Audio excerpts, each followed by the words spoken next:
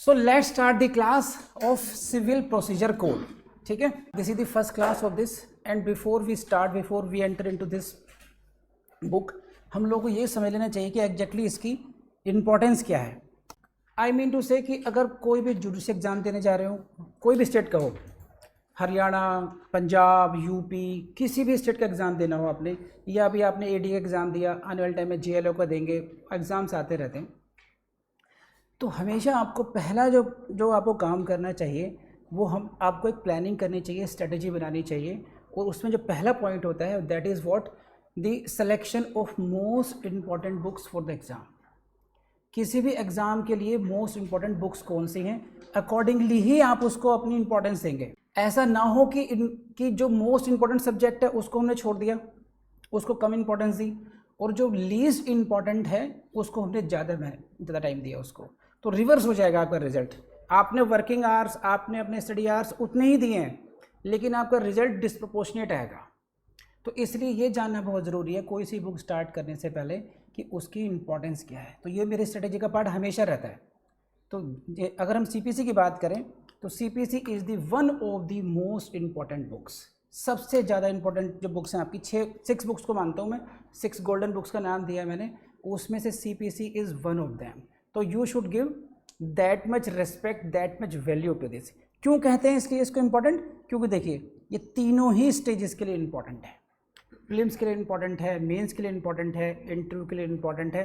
Because कुछ books आपने देखा होगा ऐसा, they are only in prelims not in mains. Some books are only in mains. लेकिन कुछ ही बुक्स ऐसी हैं जो प्रीलिम्स में भी काम आएंगी, मेंस में भी काम आएंगी और इंटरव्यू में काम आएंगी. तो ये उनमें से एक किताब हुई. दूसरा, ऑल स्टेट्स जुडिशल एग्ज़ाम्स, जितने भी जुडिशल एग्ज़ाम्स हैं किसी में भी आप ऐसा नहीं पाएंगे कि ये नहीं है. जैसे लॉ ऑफ टॉर्ट है, कहीं पर मिलेगा कहीं नहीं मिलेगा. रजिस्ट्रेशन एक्ट है, कहीं पर होगा नहीं होगा. पोक्सो है, जे एक्ट है, बहुत सारे. कॉन्स्टिट्यूशन भी कहीं पर है कहीं नहीं मिलेगा. एक बार उसमें भी ऐसा हो जाएगा, है ना. हो सकता है कॉन्स्टिट्यूशन मेन से मिल जाए आपको as a part of GS, but that may not be. Prelims में मिल जाए, मेंस में ना हो. बट ये सीपीसी ये आपको सभी स्टेजेस में मिलेगी और सभी स्टेट से मिलेगी. एंड थर्ड इंपॉर्टेंट पॉइंट है आपका प्रैक्टिकल यूज़. इसका प्रैक्टिकल यूज़ ही बहुत है, क्योंकि जितनी भी सिविल साइड की एडवोकेसी है that is based on the CPC.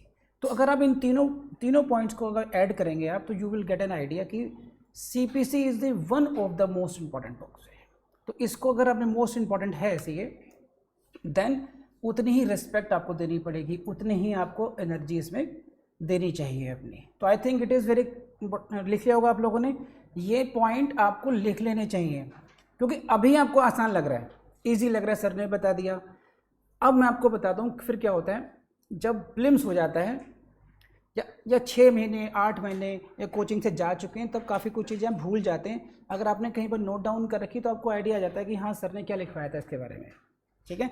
अभी हमारी एक स्टूडेंट है मयूरखी, आसाम का मेंस देने जा रही हैं. मेरे ख्याल में 1 ईयर भी नहीं होगा, वो मेंस देने जा रही, दिख रही है वो. उनकी हालत ख़राब है आज की डेट में. सर कैसे होगा मेरा, मैं सब कुछ भूल गई सर, मुझे कुछ याद नहीं सर, सीपीसी कैसे होगा, सीआरपीसी कैसे होगा. वो तो तब है जब मैंने यहाँ पहले बहुत रटाया है. तो इसलिए मुझे रात बात हुई तो मुझे लगा आपसे शेयर करूँगा एक्सपीरियंस ये कि देखो, ये जब प्रीलिम्स के बाद में जैसे मेंस पास में आता है ना, उस समय जो आपके जो माइंड की एक्सेप्टेंस है, जो लर्निंग कैपेसिटी है, वो बहुत कम होने शुरू हो जाती है, क्योंकि फियर साइकोसिस काम करना शुरू कर देता है. उसमें आपको डर लगने लगता है. तो जितना पीसफुल माइंड से इन दोनों में आपको रटाता हूँ, रिवाइज़ कराता हूँ, ये आपके बहुत काम आएगा. इसको ध्यान रखना हमेशा ये. ठीक है. तो मुझे लगा कि मैं आप लोगों को थोड़ा सा वार्न कर दूं कि अभी भी जो जहाँ बताऊंगा रटने वाला काम, उसको आगे के लिए पोस्टपोन बिल्कुल ना करें. ठीक. तो let's come to the topic. Most important हो गया, लेकिन इसी के साथ में एक बिगेस्ट मिसकंसेप्शन जुड़ा हुआ है इसके साथ, सीपीसी के साथ, कि सीपीसी को हम लोग मानते हैं कि बहुत लेंदी है, बहुत डिफ़िकल्ट है, और सबसे ज़्यादा जो डराता है सब्जेक्ट वो आपको सीपीसी है कि नहीं ऐसा. तो सब ये मिसकंसेप्शन है इसके साथ में. क्यों हम कहते हैं कि हमें सेक्शंस पढ़ने होंगे, ऑर्डर्स पढ़ने होंगे, रूल्स पढ़ने हैं, यहाँ पर केस लॉज पढ़ने हैं, जबकि आईपीसी में हम लोगों ने केवल सेक्शंस पढ़ने होते हैं. एविडेंस में, बाकी सब में केवल हमने एक चीज़ देखनी है, सेक्शंस. लेकिन यहाँ पर क्या है, सेक्शंस हैं, ऑर्डर्स का ध्यान रखेंगे, रूल्स का ध्यान रखेंगे, केस लॉज का ध्यान रखेंगे. इतना सब करना पड़ेगा, है ना। इसलिए हमें कैसे लगता है Divanshi, it is most difficult subject, बहुत लेंथी है, कैसे कवर होगा। इसी मिसकंसेप्शन को अगर हम लोग निकाल पाए तो शायद हमारा काम आसान हो जाएगा। आप इसको ऐसे समझो, एक मैं ऐसे उदाहरण देता हूँ उसको, अगर एक लड़की की शादी है तो कितना मुश्किल होगा काम ये उसको अरेंज करना, डिफ़िकल्ट और वेरी इजी, डिफ़िकल्ट है कि नहीं है। लेकिन अगर लड़की दूसरे की हो तो आपके लिए इजी हो गया, है ना। जैसे मान लीजिए कि भाई किसी आपकी बहन की शादी हो तो आपके लिए बहुत डिफिकल्ट होगा, एक प्रेशर होगा, अनड्यू प्रेशर होगा अननेसेसरी का। भाई की शादी में उतना प्रेशर नहीं होगा जितने बहन की शादी में होगा, लेकिन बहन अगर दूसरे की हो तो वो प्रेशर ऑटोमेटिकली रिड्यूस हो गया। तो कई बार क्या होता है कि हम लोग ऐसे प्रेशर्स को ओन कर लेते हैं without going into much details की शादी है किसकी, मेरी अपनी सिस्टर की है, किसी और की सिस्टर की है, मेरी अपनी बेटी की है, किसी और की बेटी की, घर की शादी है, बाहर की शादी है, मेरी अपनी शादी है, दोस्त की शादी है ना। तो ये जानना बहुत ज़रूरी है। इससे बाहर निकल जाएंगे तो आपके लिए सीपीसी को डील करना बहुत आसान हो जाएगा। और इसमें क्या है, ये बात भी सच है कि इट्स वेरी लेंथी, ये बात भी सच है कि डिफ़िकल्ट भी है, कहीं ना कहीं टेक्निकल एस्पेक्ट्स भी हैं, और ये भी है कि डरते हैं सब लोग। ये सारी बातें सही है जो आपकी स्क्रीन पे लिखी हुई है, लेकिन ये बात भी सही है कि ये शादी आपकी नहीं है, आपके किसी दोस्त की है, तो किसी की फैमिली की है, तो आपको इतना सब फियर ओन करने की ज़रूरत ही नहीं है। आपको what is your aim, your aim is to qualify these 3 exam stage, है ना। प्रीलिम्स, मेंस एंड इंटरव्यू आपको क्वालिफाई करना है। This is not your aim कि आपको इसका सीपीसी का एक अवार्ड लेना है, प्रेसिडेंट अवार्ड लेना है कि Khushboo is the most intelligent, most mastermind of the CPC. ऐसा तो कोई एम है नहीं हमारा। We have to attempt few questions for prelims, we have to attempt few questions of mains, and then we have to face 1 or 2 questions in interview from CPC, that's it।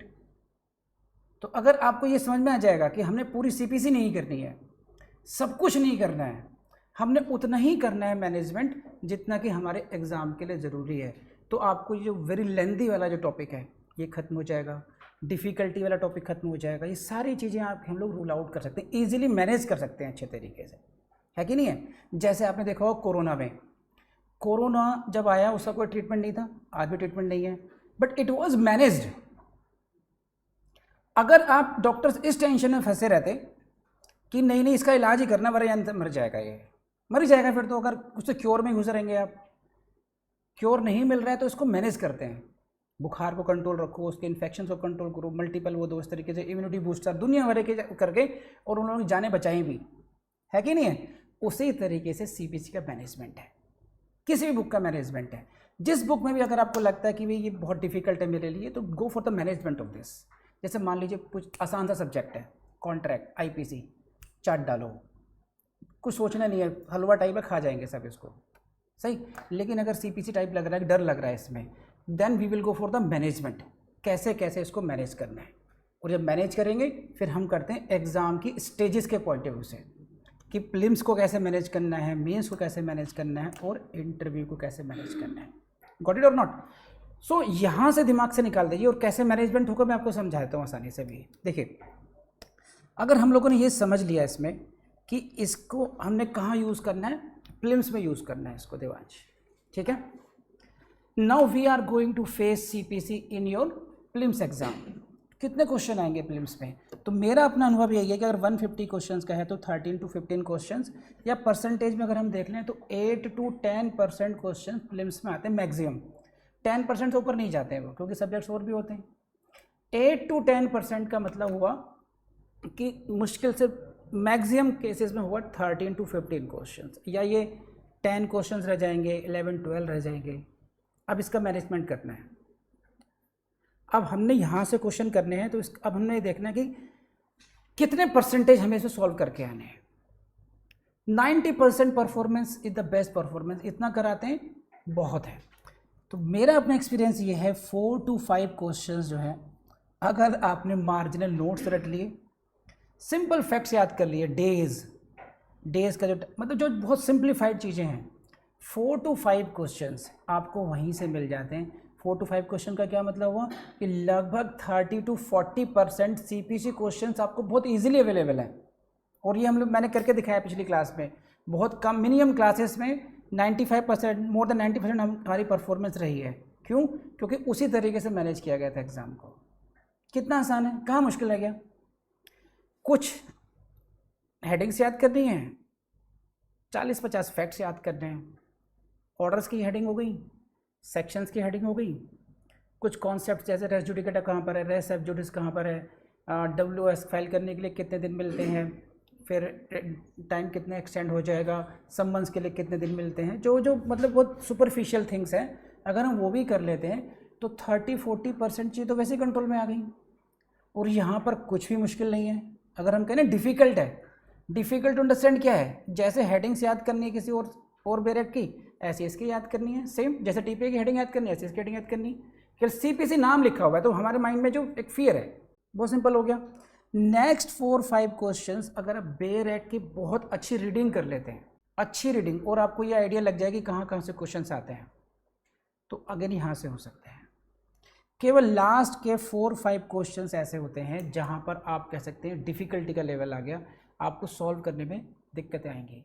Meaning there by कि 60-70% of CPC का जो syllabus है, जो exams में आएगा prelims में, वो बहुत मुश्किल नहीं है, वो उतना ही आसान है जितने कि और सब्जेक्ट्स हैं। उसको कवर करने के लिए आपको बहुत लेंथी सिलेबस भी कवर नहीं करना है। अब ये 4-5 टेक्निकल क्वेश्चंस में आ जाइए कहाँ से कवर होंगे। तो जो मोस्ट टेक्निकल टॉपिक्स हैं CPC के, res sub judice, res judicata, constructive res judicata, order 2, rule 2, split of the claims, इसी में ही टेक्निकलिटी इन्वॉल्व है, बाकी सब हल हुआ है। इनको ढंग से कर लिया, मैं कहता हूँ कि एवरेज स्टूडेंट है उसने 5 में से 2 भी कर लिए, तो तब भी 13 में से 15 में से 10-11 क्वेश्चन आपके तब भी हो जाते हैं। तो this exam can be easily managed.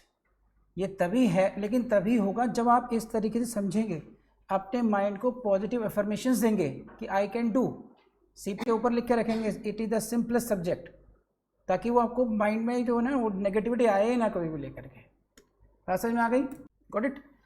अब नेक्स्ट पर आ जाइए। नेक्स्ट एग्जाम कौन सा होगा आपका? मेंस का एग्जाम होगा। ये और सिंपलेस्ट हो गया, ये प्रीलिम्स से भी आसान है यहाँ पर। ये वाई कि यहाँ पर आपको एब्सोल्युटली राइट और एब्सोल्युटली रॉन्ग वाला कॉन्सेप्ट खत्म हो गया। प्रीलिम्स में योर आंसर इधर विल बी राइट और wrong, there is no midway, right? यहां पर क्वेश्चंस कैसे आएंगे? डायरेक्ट क्वेश्चंस आएंगे। एक कैटेगरी है डायरेक्ट क्वेश्चंस की। Direct questions, what do you mean by the res judicata? तो रेस जुडिकेटा में कोई बहुत अच्छा लिखेगा, लेकिन जो खराब से खराब ही लिखेगा रेस जुडिकेटा का मीनिंग को तो वो भी समझाएगा, सेक्शन भी लिखाएगा, कम से मीनिंग तो लिख ही आएगा, कुछ ना कुछ नंबर तभी मिलेंगे उसको, है ना? कुछ ही टॉपिक्स ऐसे हैं जैसे एग्जीक्यूशन से रिलेटेड है, कुछ टॉपिक्स ऐसे हैं जो भी DGS में, पंजाब में, हरियाणा में एग्जीक्यूशन से रिलेटेड टॉपिक्स हैं जहाँ पर मेंस में प्रॉब्लम्स को सॉल्व करने में डिफ़िकल्टी आती है। लेकिन वो भी इतने डिफ़िकल्ट नहीं है कि उनको हम लोग पहले से ही बिफोर हैंड उनको एज्यूम ना कर सके यहाँ से क्वेश्चन बनते हैं, कैसे कैसे कवर होंगे ये। तो ये भी ईजिली मैनेज्ड है। और अगर मैं DGS को छोड़ दूँ, DGS पंजाब या अगर आप अदर स्टेट्स की बात कर रहे हैं तो कुछ है ही नहीं। It is type halwa type, खा लो कभी भी, है ना? हलवा में क्यों कहता हूँ कि उसको ना हमेशा आप कभी भी खा सकते हो, भरा पेट होगा तब भी आप टेस्ट तो कर ही लोगे उसको, दैट इज़ काइंड ऑफ, है ना? तो जैसे यूपी में जाए हम, यूपी में सेकंड पेपर प्रोसीजर का होगा, उसमें CRPC, evidence, CPC, drafting, 4 part हैं, उसमें से एक पार्ट ये है। 3 क्वेश्चन आएंगे, उसमें से मिनिमम एक करना है आपको, कंपलसरी है। तो एक पेपर का लगभग 25% पेपर, उसमें से भी एक क्वेश्चन कंपलसरी है। कहाँ रह गया मुश्किल? सर्टेन पॉकेट्स हैं, मैक्सिमम 20 क्वेश्चंस हैं जो करने रटने अच्छे तरीके से, हो गया मीन्स। तो चीज़ें CPC को करने के लिए मुश्किल नहीं है। अब आ जाइए इंटरव्यू में। इंटरव्यू में यतेंद्र, जो प्रोफेसर्स बैठेंगे या जो आपके इंटरव्यू बोर्ड मेंबर होंगे, वो समझो ऐसे ही मन से बैठते हैं जैसे कि तुम क्लास लेने बैठे हो, ज़बरदस्ती। वो इतनी मेहनत नहीं करेंगे कि बहुत डिफ़िकल्ट क्वेश्चन पूछेंगे, टेक्निकल सुपरफिशियल क्वेश्चन पूछते हैं, केवल ये देखते हैं कि आंसर करते हुए ये कितना कंफर्टेबल है, इसकी पर्सनैलिटी को जज करते हैं वो। तो वो इजी क्वेश्चन पूछते हैं। इजी क्वेश्चन कैसे पूछेंगे, जैसे मान लीजिए मैं ही पूछता हूँ यहाँ पे, आप मैक्सिमम जो फैकल्टीज़ यहाँ पर आती है मेरे लिए इंटरव्यू देने के लिए या लॉ रिसर्चर के लिए, मैं एक ही क्वेश्चन पूछता हूँ कि please explain the common intention, is there any difference between common intention and 90% लोग उसको एक्सप्लेन नहीं कर पाते और बड़ी बड़ी यूनिवर्सिटी से आ रहे हैं मेरे पास, तो चल जाता है पता। मैं ये नहीं, मैं जानता हूँ इसको पता होगा, लेकिन मुझे इतना समझ में आता है कि ये आदमी लापरवाह है इस हद तक कि दो का पढ़ा नहीं आता इसको। टेक्निकल बात तो पूछूंगा कैसे में। तो सीपीसी में इंटरव्यू में आपको बहुत डिफ़िकल्टी वाले क्वेश्चन नहीं पूछेंगे, और डिफ़िकल्ट पूछते भी हैं तो आई एम सॉरी सर, ये बात तो आपका ऑप्शन है ही है, उसको अच्छे तरीके से कहना है बस, क्योंकि ऐसे बहुत सारे क्वेश्चन हो सकते हैं इसका आंसर आपको नहीं आता होगा, you can never be sure. So conclusion क्या है कि CPC seems to be difficult but it is not so, it can easily be managed. No doubt it is lengthy but we are not suppose to cover every aspect, तो it is not lengthy for us. ऐसे समझ लो एक गली का दादा हो, है ना, जो उसके सामने जाएगा वो उससे पिट कर ही आएगा, तो डर है लोगों में, लेकिन अच्छी बात है कि वो तुम्हारा दोस्त है, ठीक है, तो डरे तो दूसरे डरे, तुम क्यों डरोगे। ये ऐसा ही है कुछ कि डरने वाली कोई बात ही नहीं है। ये डिफ़िकल्ट होगा किसी और के लिए होगा, लेंथी होगा किसी और के लिए होगा, not for you, it is your friend. समझ में आई? कर लेंगे आप लोग? प्लीज़ रेज हैंड अगर इतनी सारी बात समझ में आ गई हो तो अब कितने लोगों के माइंड में ऐसा है कि डर है, फियर है सीपीसी का? Raise hand. या डर कितने लोगों के माइंड से निकल चुका? Please raise hand. डर नहीं निकला और समझाना पड़ेगा, रेज हैंड।